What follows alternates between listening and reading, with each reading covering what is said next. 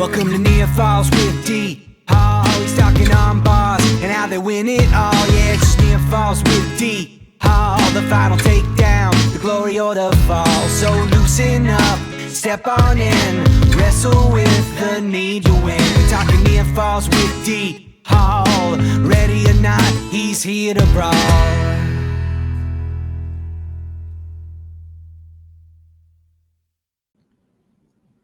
What's going on, wrestling fans? Welcome into another edition of Near Falls with D Hall, a wrestling podcast.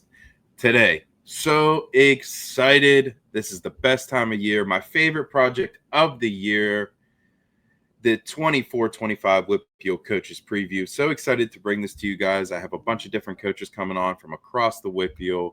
They're going to come on, talk about their schedule, expectations, up-and-comers, their leaders, their seniors, all that type of stuff. You guys know the drill.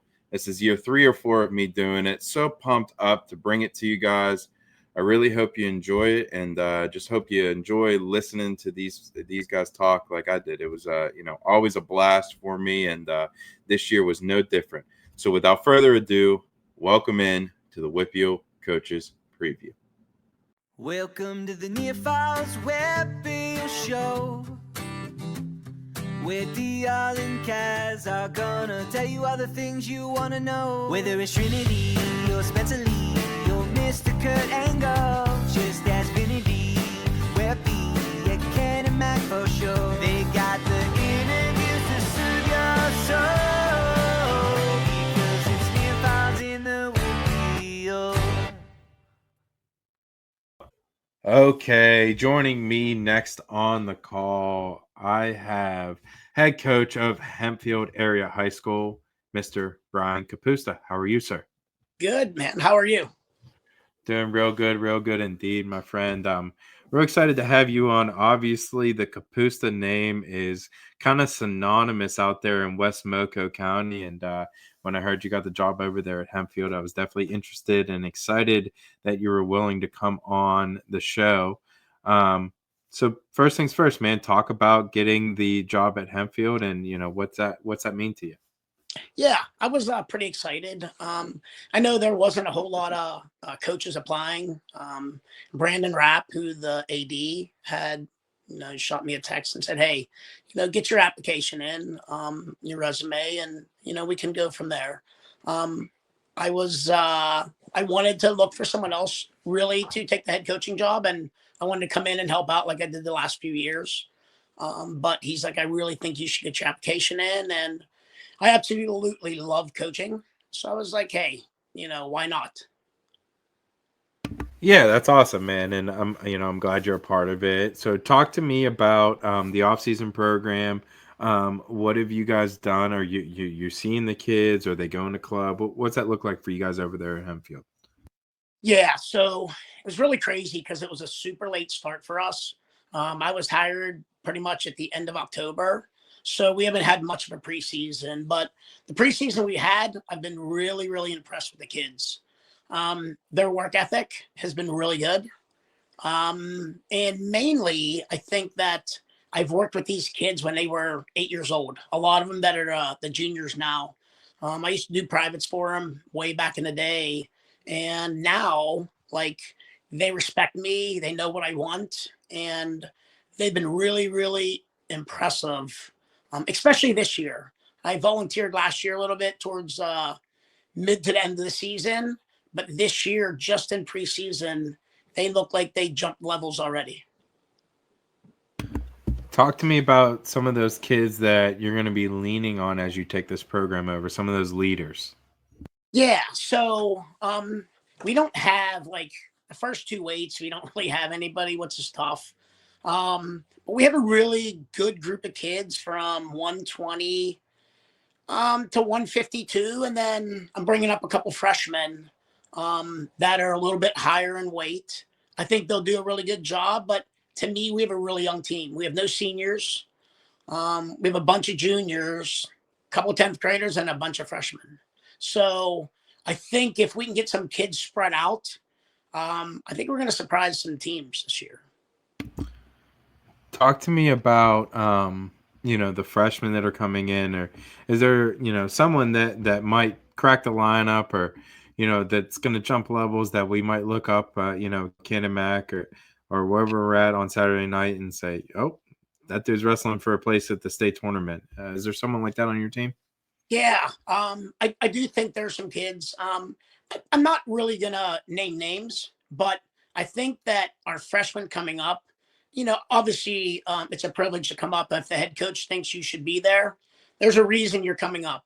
I know they need a little bit of work, but again, like I think with my work ethic, I've been with Hempfield for, geez, man, like I ran the the junior high program and JO program, but the junior high program I ran when it was like Briar Priest and Ethan Bergens and Ty Linsenbigler and Isaiah Vance, Lucas Capusa, like those guys, we had a really, really solid team.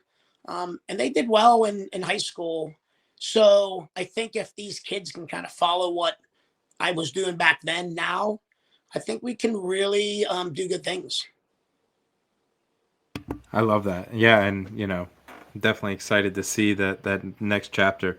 So talk to me about the schedule. What's that look like for you guys? Did you have a chance to get your hands on it and make any changes? Did you want to make any changes? What's that look like? Yeah, so we start off at the top hat on the 6th and 7th. I love that tournament because you don't see those guys around. Now, Connellsville is there. And I think I think North Allegheny could be there also. But other than that, it's all those schools out. And to be honest, a lot of the schools are the schools that are now going to be in our WPIAL that are out that way. So, it's going to be. Oh, that's right, because of the Southwest region section or the regional. Yeah, I keep forgetting about that. Is Williamsport technically part of that? I don't think I've seen Williamsport on. I was going to say that would be wild because that's a far. That's the other side of the state. It really is. And that's where the top hat is at, Williamsport, correct? Yes. Okay. But now you have Central Mountain, who's, again, above Lock Haven. That's a 2.5-hour drive. So, I talked to some coaches up there and, they're not real happy about it. And again, you're coming into one of the toughest regions in the country, and again, I think we lost we're going to lose a couple state qualifiers, which hurts, but hey, these kids are battle tested and ready to go. And that's kind of the next thing is kind of how not necessarily replacing those guys, but building the next level of the culture and keep repeating that. So talk to me about the coaching staff. Who do you have helping you out? Who's running things with you? Yeah, so I have Roy Reese, who in the past has helped coach, I believe, with Vinny D, and maybe even earlier than Vinny back then. And then Chad Falo, who was the assistant last year. They've done an amazing job this year so far with preseason and just starting the season here last Friday. They really helped me out with their knowledge and things they're doing. And then we have an extra bonus coach this year, which is my son, Nico. Nico tore his UCL and RCL, and it looks like he'll be out for the season. But he has been in the room as one of our main leaders. That's awesome. Pretty much a captain. Like, I know some of the kids probably hate him because he's like screaming at him to do things the right way and the workout and the burnouts. So he's very motivational. So, and again, I think kids see that, knowing that, he was our state qualifier, guys that these younger kids look up to, and, he would do anything he could to be out there on the mat. But, his way of being on the mat now is helping these kids get better. And that's a true leader of a program right there. That's someone that's just trying to give everything they can, what they can, even though, they can't necessarily be out there. For sure. So I guess the next thing I have for me is, room games. Talk to me about what do you get into over there? Dodgeball, kickball. What do you guys play over there at Hempfield? Yeah, so I don't get to practice until about 3:15. So other coaches start my practice, and I tell them, hey, let them have some fun. They get some dodgeball, some 3-step, and then a little bit of, what did they say, some handball. Okay. So they're doing some fun things. I kind of make that my warm up. So when I get there, we can kind of get the ball rolling. You won't jump in there with them now? Oh man, I'm getting old. It's getting hard to wrestle in there. My shoulders hurt. So, but yeah, I mean, it's fun. I mean, the kids enjoy it and know that this is kind of their fun time. And then when practice starts, it's time to get down to work. We try to limit our practice. I told the kids I don't want to go any more than an hour and 45 minutes. And that's including the warm up. So we've been getting in there, getting our work done. Kids are home and out of there. Some of them do go to club practices, so they have enough time to get home, Yeah. get their schoolwork done, eat, relax, and then go get a second practice in. And that's what's most important is, not just doing it hard at my practice, but, being extra hard at a club practice also.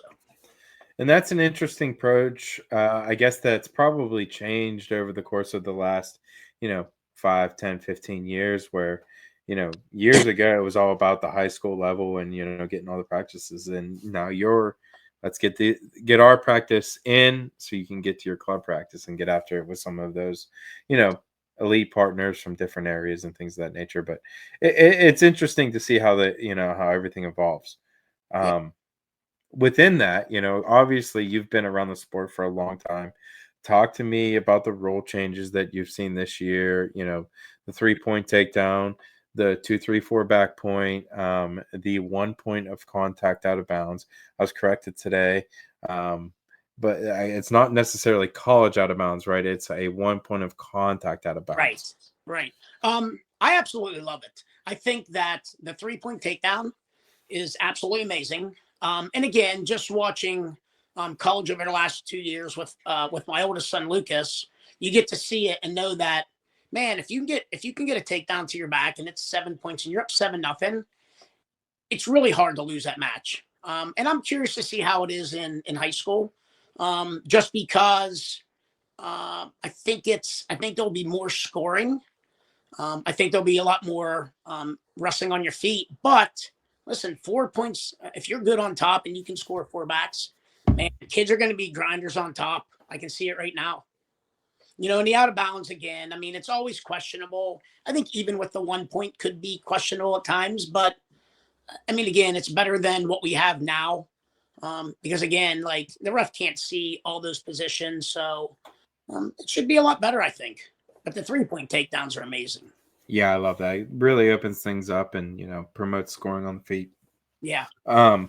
Talk to me about, I guess, social medias. How can we follow your squad this year? All right. So just because I just kind of got not thrown in, but because I just took the head coaching job, I haven't really set much up with it. We have a, Hempfield boosters page on Facebook. I will get something set up through Twitter. Get it sent out to you and whoever else so that they can follow us. And down the road, hopefully we're getting more looks and more talks. Love that. Okay.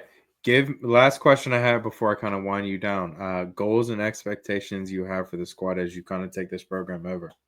Yeah. So my goals are really high. I know that this is my first year in. But as I said before, I've worked with these kids. I've been with the Hempfield program for, pretty much since my oldest was probably 8 years old. So I've been around the JO program for a long time. My expectations are as high as a team that's, highly ranked in the state. I truly believe if you work hard, you pay attention, and you're doing everything you can to get yourself better, I think that expectations exceed anything that I could really think of. Getting to a state tournament, I'm going to sit down with the kids and talk to them about their goals and what they need to achieve or what they feel they can achieve. And then I want to push that limit to see if, hey, maybe they can make 2 more wins, 3 more wins. Hey, maybe we have a kid that's a second-year wrestler and maybe places at the section tournament. And but I really think that this year is kind of our learning year. And then I think next year we get Nico back. We have these kids freshmen that are a year in. I think we're going to look to do really big things. And again, it's all about the kids doing that little bit extra in the summer. Yeah, no doubt. It's the little things here and there, and club practices, like you said earlier. But yeah, man, it's all good stuff, and I'm super excited to see what you guys do over there at Hempfield this year and how it all works out. Do you have anything else for me before I leave you go? I just want to thank, first of all, like Brandon Rapp. I mean, obviously our AD, um, The you know, man. has helped me get into this position. He's helped me to do most of the things taken care of to get things done. And then our booster program, again, like you need to have a good booster program. And our JO program, things that are going to make my job easier. Even my junior high coaches, they came down and talked to me about, hey, listen, how do you do this? How do you do that? I want to make sure I'm teaching the same thing so that when they're coming to you, it's not foreign to them. And it helps them make that next step towards being at the high school level. I love that. All right, my friend. Do you have anything else for me? And pretty much it, huh? No, brother, I appreciate it. Thanks for having me on the show. And again, anytime you need anything, you let me know. Oh man, that's a promise, my friend. I'll tell you. Right on. I love it. Appreciate you, man, and I'll see you at the tournament real soon. All right. Thanks, brother.